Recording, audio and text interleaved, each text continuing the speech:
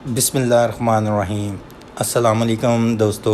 Video शुरू करने से पहले मेरे चैनल को सब्सक्राइब करें और नीचे दिए हुए बेल आइकन पे क्लिक करें ताकि आने वाली वीडियोस का आपको नोटिफिकेशन मौसूल हो सके। दोस्तों, आज की वीडियो में हम वीकली डेटा के मुताबिक लिप्पी फिप्पी रिपोर्ट को एनालाइज़ करेंगे। लास्ट वीक में क्या हुआ, किसने बाइंग ज़्यादा की और किस सेक्टर को ज़्यादा बाय किया। पहले थोड़ी सी ख़बरों पे नज़र डाल देते हैं। सबसे अहम पॉइंट ये था कि लास्ट वीक में जो कि आईएमएफ से रिलेटेड न्यूज़ थी, उसकी बाज़गश काफ़ी चलती रही कि आईएमएफ के जो प्रोग्राम है उसके अंदर पाकिस्तान ने जाना है। अभी तक पाकिस्तान गया नहीं, 2 फरवरी को उसकी मीटिंग है। इसके साथ साथ गवर्नमेंट ने सेनेट से स्टेट बैंक के बिल की अप्रूवल ले ली है। इसके साथ साथ मॉनेटरी पॉलिसी का इस वीक में जो अनाउंसमेंट और बरकरार रखना, लेकिन एक फियर मॉनेटरी पॉलिसी ज़रूर छोड़ के गई कि जो टी बिल ऑक्शन उसके बाद भी हुए उसमें भी रेट ज़्यादा था। इसका मतलब है कि आने वाला मंथ हमें प्रॉबली मॉनेटरी पॉलिसी के लिहाज से प्रॉब्लमेटिक हो सकता है। लेकिन आने वाले मंथ में जो सबसे बड़ी न्यूज़ आने जाएगी वो होगी आईएमएफ की प्रोग्राम की अप्रूवल, और उसके साथ साथ ख़ुसूसन चंद एक स्क्रिप्ट ऐसे रहे जिन्होंने आईटी सेक्टर में काफ़ी ज़्यादा अप डाउन मोमेंट दिखाई, जिसके अंदर टीआरजी बड़ा अहम था। पूरा वीक जो था वो अप एंड डाउन होता रहा, लेकिन जो वीक की क्लोजिंग थी वो पॉजिटिव नज़र आती है वीक ऑन वीक बेसिस पे। लास्ट वीक नेगेटिव थी, इस दफ़ा पॉजिटिव है। और अब हम देख ये सकते हैं कि आने वाला डे जो मंडे है उसका मोमेंटम पॉजिटिव होने की वजह से तो प्रॉबली वो रेजिस्टेंस तोड़ दे जो कि अभी तक टूट नहीं पा रही। इस लेवल पे मार्केट ने अपने आप को काफ़ी ज़्यादा सस्टेन किया, काफ़ी ज़्यादा अप एंड डाउन आए। हर दफ़ा 200 के 45,200 के लेवल पे जाती है और मार्केट में सेलिंग आ जाती है। लेकिन हमारी एक्सपेक्टेशन यही है कि मंडे जो है एक पिवटल डे हो सकता है जिस दिन ये शायद रेजिस्टेंस टूट जाए और मार्केट ऊपर का सफ़र करना शुरू करे। और जैसे ही आईएमएफ प्रोग्राम की अप्रूवल हो जाएगी, मार्केट फिर आपको चंद एक बहुत अच्छे सेशंस दिखाएगी। अब ज़रा हम लिप्पी फिप्पी रिपोर्ट जो वीकली डेटा है उसको रिव्यू करते हैं। तो सबसे बड़े जो हमारे पास क्लाइंट आते हैं बायर के लिहाज से वो हैं इंडिविजुअल्स, और दूसरे नंबर पे म्यूचुअल फंड्स, और सबसे बड़े सेलर्स जो हैं वो बैंक हैं, कंपनीज़ हैं, और ब्रोकर कम्युनिटी भी है, फॉरेन कॉर्पोरेट्स भी हैं। फॉरेन कॉर्पोरेट्स और ब्रोकर कम्युनिटी की तरफ से जो सेलिंग है ये थोड़ा सा एक इंडिकेटर देती है कि लगता है कि आईएमएफ प्रोग्राम में शायद कोई डिले या कोई चीज़ हो सकती है, या ये अपने आप को सिक्योर लेवल पे लेके गए हैं। प्रॉबली इस चीज़ को दूर नहीं किया जा सकता, इस अंदेशे को, कि जब फरवरी में हम दाखिल होंगे और 2 फरवरी की जो मीटिंग होने जाएगी आईएमएफ और पाकिस्तान के बारे में, उसके अंदर हमें फियर्स और डाउट तो ज़रूर होंगे कि अगर कोई डिसीजन ऐसा हुआ कि दोबारा डिस्कशन 10 दिनों बाद होगी तो प्रॉबली मार्केट में एक नेगेटिव वेव भी आ सकती है। इसलिए अपने आप को ऐसे रखें कि स्टॉप लॉस के मोड में ज़रूर चलें। अगला अब हम देखते हैं sector wise data. Banking sector को देखा जाए तो बैंकिंग सेक्टर में ब्रोकर कम्युनिटी और फॉरेन कॉर्पोरेट्स की सेलिंग है, इंडिविजुअल्स की बाइंग है, अंदर ऑर्गेनाइजेशन की बाइंग है, म्यूचुअल फंड्स की बाइंग है। अल्टीमेटली बैंक ने काफ़ी ज़्यादा गेन तो कर लिया हुआ है और अभी भी इसमें रूम है। इसके साथ साथ रिज़ल्ट सीज़न का जो चेक इन होना है, इस वीक में कुछ रिज़ल्ट्स आए हैं, आने वाली वीक में इससे ज़्यादा आएंगे, तो उसके अंदर भी हम देखेंगे कि मोमेंटम आता हुआ नज़र आएगा स्टॉक मार्केट के अंदर। ओवरऑल बैंक का अगर हम पोजीशन देखी जाए तो इतने बड़े वॉल्यूम उस तरह नहीं जनरेट हुए, जितनी को सेलिंग हुई हो तो उससे ज़्यादा ऑलमोस्ट बाइंग हो गई है। डिफरेंट कंपनियों ने मिला के देखें तो बाइंग ज़्यादा है। सीमेंट सेक्टर में देखें तो बड़े छोटे नेट वॉल्यूम खड़े हैं, और इंश्योरेंस कॉरपोरेशंस, बैंक्स और कंपनीज़ ने इसमें बाइंग किया। ओवरऑल बाकी सारे सेलिंग में है। और अल्टीमेटली जिस तरह सीमेंट की वो 6 मंथ की जो रिपोर्ट आई है उसके अंदर डिक्लाइन शो किया गया है सेल्स के अंदर in comparison to last year, तो इस दफ़ा कुछ डिक्लाइन रहा सीमेंट के एंड पे, क्योंकि एक तो प्राइसेस बढ़ गई, दूसरे नंबर पे जो अगर हम देखें कि सर्दियों की वजह से हम ये जानते हैं कि कंस्ट्रक्शन एक्टिविटी कम होती है, तो सीमेंट की इस दफ़ा थोड़ी सी डिक्लाइन लास्ट ईयर के कंपैरिजन में देखी गई है। अगला सेक्टर बड़ा अहम है फर्टिलाइज़र सेक्टर। ये हमारे टॉप पिक्स में से तीसरे नंबर का सेक्टर था, क्योंकि इसका भी रिज़ल्ट सीज़न आ रहा है। तो अगर हम देखें तो म्यूचुअल फ़ंड ने सबसे ज़्यादा फर्टिलाइज़र सेक्टर के अंदर पोजीशन ली, 625 मिलियन का वॉल्यूम हुआ नेट का। और दूसरे नंबर पे जो टॉप सेलर हैं वो 688 मिलियन के टॉप सेलर हैं बैंक्स। इंडिविजुअल्स ने पोजीशन ली।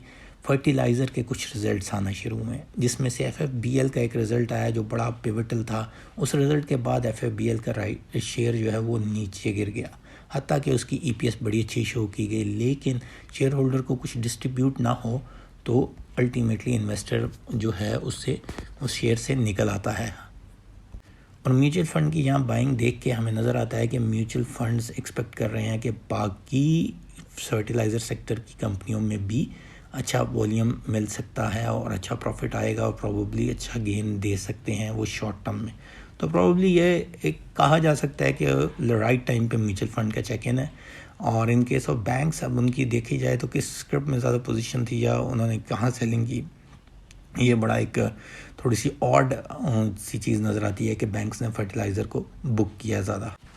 पावर डिस्ट्रीब्यूशन वाइज देखा जाए तो ओवरऑल जो है तो उसके अंदर कोई इतने बड़े नेट वॉल्यूम नहीं खड़े नज़र आते, लेकिन ओवरसीज़ पाकिस्तानीज़ ने और कंपनीज़ ने इसके अंदर स्टेक लिया है। और अगर देखा जाए तो कैपको का रिज़ल्ट आया, कैपको की EPS तो उतनी अच्छी नहीं आई और ना ही डिविडेंड उतना आउट क्लास आया in comparison to last year, तो इस वजह से कैपको भी नीचे गया था।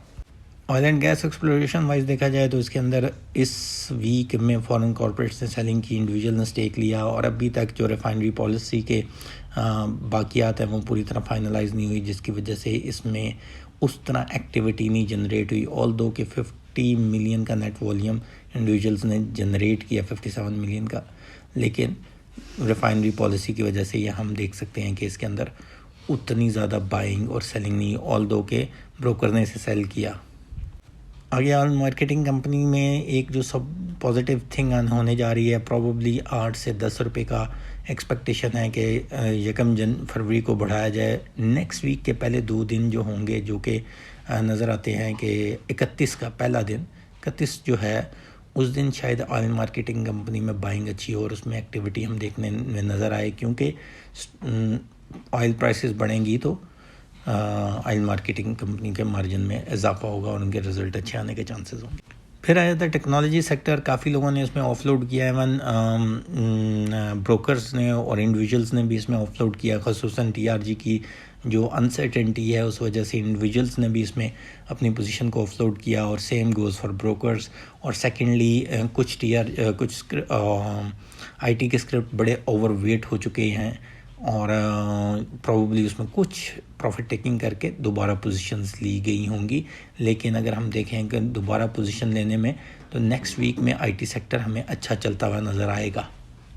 अगला फूड सेक्टर है। फूड सेक्टर में भी पोजीशन देखें तो काफ़ी लोगों ने बेहतर पोजीशन इस सेक्टर में ली है। फूड सेक्टर से रिलेटेड अच्छी न्यूज़ इस तरह आ रही हैं कि फूड सेक्टर की जो ओवरऑल लास्ट ईयर की सेल का कंपैरिजन है वो बेहतर है। मैंने इसकी कुछ फिगर्स शेयर की थी अपनी पिछली आई थिंक 2 वीक्स बैक जो PPP रिपोर्ट शेयर की थी कि 56% इनका ग्रोथ आया अपनी सेल्स में।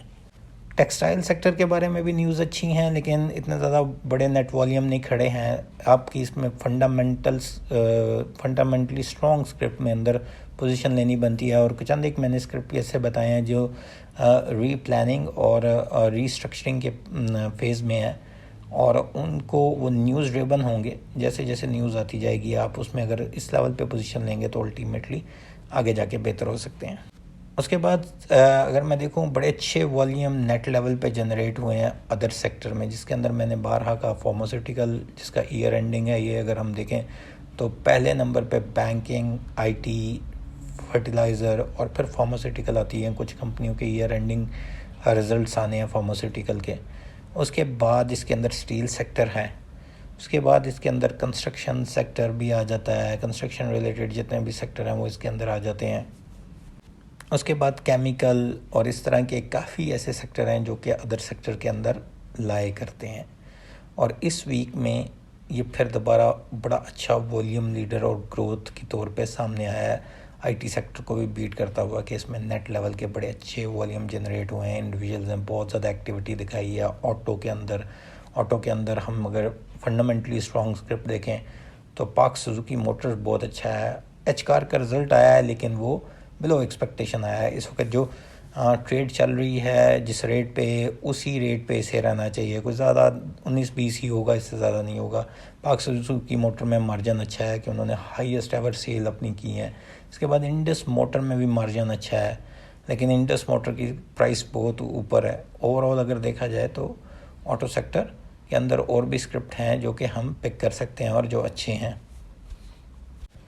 अब तमाम सेक्टरों का डाटा देखने के बाद हम देखते हैं कि क्लाइंट वाइज ब्रोकर जो होते हैं वो आपको कुछ डायरेक्शन समझा देते हैं कि मार्केट किस तरफ जाने को या किस तरफ उसका हुमा बैठेगा आने वाले चंद एक दिनों में। अगर हम देखें तो ब्रोकर्स ने ज़्यादातर चीज़ों में सेलिंग की। ये बड़ी ऑड सी चीज़ है कि उन्होंने सेलिंग की। इसका मतलब है कि ब्रोकर के माइंड में कुछ फियर है, और फियर क्या चीज़ हो सकती है जिसके अंदर आईएमएफ की निगोसिएशन ही है।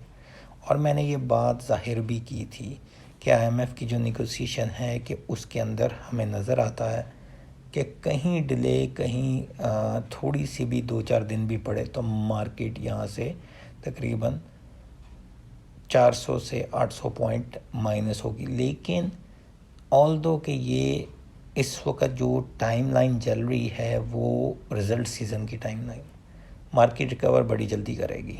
किसी ने भी पैनिक इतनी जल्दी नहीं करना। फंडामेंटली स्ट्रॉन्ग स्क्रिप्ट में बैठे हुए हैं तो you should not be worried about that कि ये जितनी जल्दी रिकवर करता है या नहीं करता।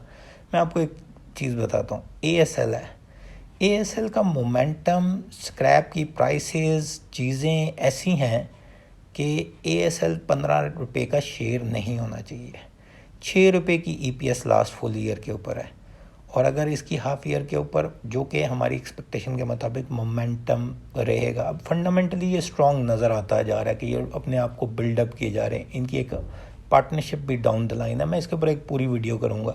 तो अब अगर एक चीज़ अच्छी हो रही है तो उसे राइट टाइम पे चेक इन करना चाहिए, ताकि आपने सस्ते रेटों पे बाइंग की हो और फिर आपको ये फिक्र ना हो कि यार इससे 1, 2 या 4 रुपये नीचे चला जाएगा। लेकिन जैसे ही उसके रिज़ल्ट या चीज़ें उसके बारे में जो 3 महीने 6 महीने के आएंगे तो वो बड़ी जल्दी रिकवर करता हुआ नज़र आएगा। अब हम टॉप बायर्स को देखते हैं, जिसके अंदर सबसे पहले तो इंडिविजुअल्स हैं।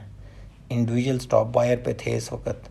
उन्होंने अदर सेक्टर के अंदर इन्वेस्टमेंट की, और अदर सेक्टर वही जो हमने डिस्कस कर दिया कि कौन से सेक्टर्स आ जाते हैं। उसके बाद टेक्नोलॉजी के स्क्रिप्ट में उसने सेलिंग की, जिस तरह मैंने कहा कि सबसे ज़्यादा टॉप सीटर भी हमें नज़र आया टीआरजी। बाकी स्क्रिप्ट ने इतनी ज़्यादा ग्रोथ नहीं शो की, उन्होंने कुछ करेक्शन शो की और बाकी वापस उसी प्राइस पे आए। जब वापस उसी प्राइस पे आए तो उसका वॉल्यूम उस लेवल का नहीं था। तो ओवरऑल जो उनकी है ना वो सेलिंग खड़ी है टेक्नोलॉजी में। बाकी तमाम सेक्टर में उनकी बाइंग है, सबसे ज़्यादा बाइंग सुपरसीड करते हुए अदर सेक्टर के अंदर है, जो कि मैंने आपको बता दिए 3-4 जो डिफरेंट सेक्टर हैं उसके बारे में मैंने डिस्कस कर चुका हूँ। दूसरे बड़े बायर जो हैं वो म्यूचुअल फ़ंड इस दफ़ा खड़े हुए, और म्यूचुअल फ़ंड ने सबसे ज़्यादा बाइंग फर्टिलाइज़र में कर डाली और उन्होंने बाकी सारे सेक्टर में सेलिंग की। और म्यूचुअल फंड्स देखें तो पिछले तकरीबन 3 से 4 हफ्ते जो लिपी फिपी रिपोर्ट का डाटा शो कर रहा है, सबसे ज़्यादा सेलिंग ही म्यूचुअल फंड ने की थी।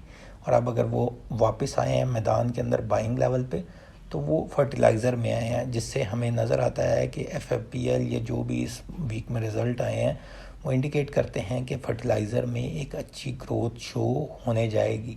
अब जो डिविडेंड यील्ड या अच्छे राइट या बोनस की तरफ जाएंगे उनमें मल्टीप्लायर फैक्टर अच्छा लगेगा, और उसमें जो है मार्केट को वो कुछ सपोर्ट देते हुए अच्छे लेवल पे नज़र आएंगे।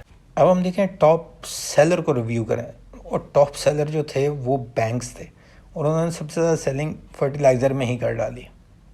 अब ये थोड़ी सी एक और है कि अगर फर्टिलाइज़र में एफएफबीएल ने अच्छा डिविडेंड नहीं दिया तो प्रॉबली बैंक्स हमेशा जो है ना अपनी डिविडेंड की जो इनकम है उसको बहुत ज़हन में रखते हैं। एक ये फैक्टर हो सकता है कि फर्टिलाइज़र में इनकी सेलिंग है। बाकी इन्होंने भी अदर सेक्टर में बाइंग की, और इन्होंने देखें तो टेक्सटाइल, अगर देखा जाए टेक्नोलॉजी में कितनी बड़ी सेलिंग नहीं है। बाकी सारे किसी सेक्टर में इन्होंने ज़्यादा ना बाइंग की ना सेलिंग की, सिर्फ अदर सेक्टर में इन्होंने बाइंग की। तो ओवरऑल हम देखें तो हमारे एनालिसिस के मुताबिक ऑटो, स्टील, फार्मास्यूटिकल, इसी तरह केमिकल सेक्टर ख़ुसूसन जिसमें GGL आ जाता है, फंडामेंटली स्ट्रॉन्ग स्क्रिप्ट है, बहुत इस वक्त चीप रेटों पे मिल रहा है, ठीक है। ऐसे स्क्रिप्टों में अब हम देखेंगे कि मोमेंटम आएगा, क्योंकि जब इनके रिज़ल्ट आने वाले होंगे, ये अच्छे रिज़ल्ट पोस्ट करने वाले स्क्रिप्ट हैं, तो हमें नज़र आएगा कि इनकी ये अंडर वैल्यूड हुए में, तो ये अपनी रिकवरी अच्छी पोस्ट करेंगे और अच्छे लेवल्स दिखाएंगे। अब इस तमाम डाटा से देखा जाए तो मंडे की मार्केट नज़र तो पॉजिटिव ही आती है, एक्सेप्ट वन फियर के आपको जो है IMF से रिलेटेड कोई न्यूज़ ना आ जाए, थोड़े से विजिलेंट रहें। अदरवाइज़ मंडे को हम देखेंगे कि मार्केट जो है अपनी पहली रेजिस्टेंस को सरपास करती नज़र आएगी, जो कि 45,150 200 के दरमियान इसे फेस करनी पड़ी। दूसरी रेजिस्टेंस जो है वो 300 तक के लगभग होगी, क्योंकि इस मार्केट ने पहले 255 का हाईएस्ट टच किया था, 45,200। इसका मतलब है 255 एक ऐसा बैरियर होगा जो प्रीवियस हाईएस्ट को तोड़ना ज़रूरी है, जिसकी वजह से मैं ये कह रहा हूँ दूसरी रेजिस्टेंस 300 को ले लें और तीसरी रेजिस्टेंस जो है वो 500 को ले लें। और जब ये 300 से निकल जाएगी तो अल्टीमेटली कुछ कंसोलिडेशन फेस लगेगा, और दैन कुछ कंसोलिडेशन से मुराद ये है कि थोड़ी देर वो मार्केट सस्टेन करेगी, और दैन अगर पॉजिटिव न्यूज़ का इंचंक होता है तो मार्केट आपको अच्छे लेवल दिखाते हुए नज़र आएगी। शुक्रिया दोस्तों, चैनल को सब्सक्राइब करना मत भूलिएगा। अल्लाह हाफ़िज़।